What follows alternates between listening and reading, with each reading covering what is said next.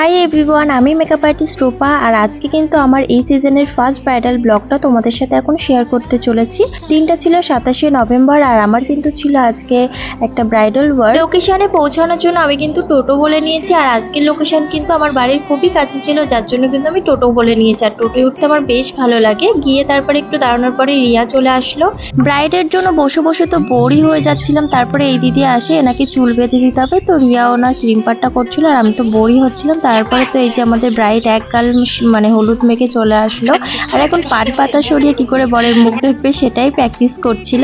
তারপরে তো আবার ব্রাইডকে নিয়ে চলে গেল গায়ে হলুদ হবে। তখন প্রায় 4টে বাজে, ব্রাইডের নাকি গায়ে হলুদই হয়নি। ব্রাইডের টাইম কিন্তু আমার দেওয়া ছিল 3:30, তখন 4টে বাজে, বাট তখনও ব্রাইডের গায়ে হলুদ হয়নি। তারপর ভাবলাম ঘরে বসে থেকে আর লাভ নেই, যাই ব্রাইডের রিচুয়ালটাই দেখে আসি। ব্রাইড আমার কিন্তু একদম লেট করেনি, মাত্র 1.5 ঘন্টা লেট করে। এমনি কিন্তু আমি আমার কোনো ব্রাইডকে সেভাবে কোনো তাড়াহুড়ো করতে দিই না, কারণ জানি বাঙালির বাড়ি টাইম তো একটু লেট হবেই, কোনো কিছুই টাইম মতো হয় না। বাট তবুও 3:30 জায়গায় যদি এখন 5টা বেজে যায়, স্বাভাবিক তো একটু ভয় লাগবে, কারণ টাইমে তো আমাকে রেডি করতেই হবে। তাই কোনো মতে ব্রাইডকে বলি হলুদটা শেষ করে এবার অন্তত তুমি বসো, কারণ 4:45 বেজে যাচ্ছি, এবার না বসলে কিন্তু আমি তোমাকে টাইমে ছাড়তে পারবো না।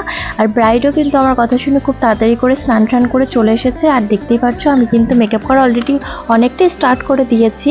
তো স্কিন প্রিপারেশনটা খুব ভালো করে নিচ্ছিলাম। আর আমার এই ব্রাইড আজকে এত কথা বলে মানে কি বলবো, ভিডিওতে তোমরা দেখতেই পাচ্ছ অনবরত কিন্তু কথা বলেই যাচ্ছে। তবে একটা জিনিস ভালো, আমাদের কোনো কিন্তু বোরিং ফিল হয়নি, আর ইভেন ওরও হয়নি, কারণ আমরাও ওর সাথে এতটাই বেশি মিশে গেছিলাম। আমার ব্রাইড সত্যি কথা বলতে আজকে খুবই ভালো, মানে বলে আমি তুলনা করতে পারবো না। মেকআপ কিন্তু আমার এখানে স্টেপ বাই স্টেপ চলছিল। ফার্স্টে দেখলে আমি স্কিন প্রিপারেশনটা খুব ভালো করে নিয়েছি, একবার কারেক্টারটাও করে নেব। আর এই সময় কিন্তু ও আমাদেরকে খুব সুন্দর একটা স্টোরি শোনাচ্ছিল, ওর লাভ স্টোরিটা, যেটা কিন্তু শুনতে ভীষণই ভালো লাগছিল। এইটা সারাদিনে কিচ্ছু খায়নি, তাই আমাকে বললাম একটু ফ্রুটি বা ওআরএস কিছু খেয়ে নাও। তাই একটু ওআরএস খেয়ে নিল, কারণ একদম গলা শুকিয়ে গেছিল মেয়েটার। ওর লাভ স্টোরি শুনতে আমাদের কিন্তু মেকআপ এখানে অলরেডি অনেকটাই হয়ে গেছে। তারপরে সেটিং স্প্রে দিয়ে ফুল মেকআপটা আমি এখানে লক করে দিলাম। ওর কিন্তু লাভ স্টোরিটা বেশ ভালো ছিল, আমি তো বেশ মজা করেই শুনছিলাম। তোমাদেরকে আর শোনাতে পারলাম না। আর ফুল লুক করার আগেই এখনই যে ওকে এতটা মিষ্টি লাগছে তোমাদেরকে কি বলবো, তোমরা নিজেরাও দেখলে।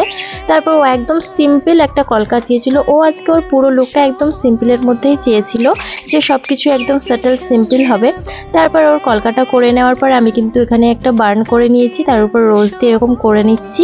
বার্নটা কিন্তু ওর জুঁই ফুলের করার কথা ছিল, কিন্তু কোনো কারণে জুঁই ফুলটা নষ্ট হয়ে গেছিলো, যার জন্য কিন্তু এরকম রোজ দিয়ে করেছি।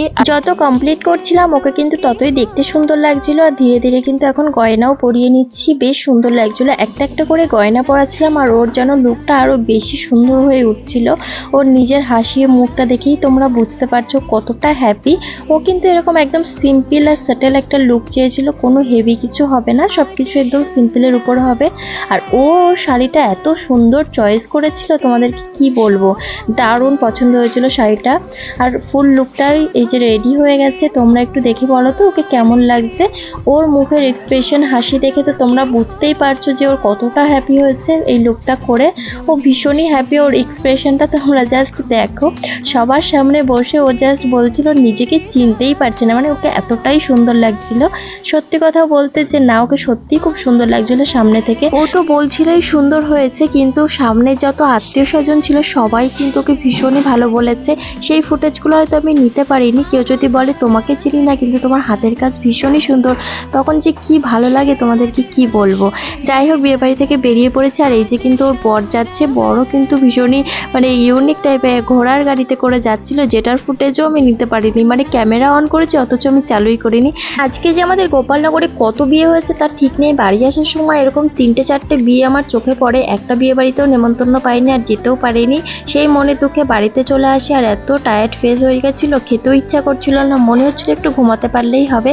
যাই হোক, আজকের জন্য টাটা বাই, দেখা হচ্ছে নেক্সট কোনো একটি ব্লগে।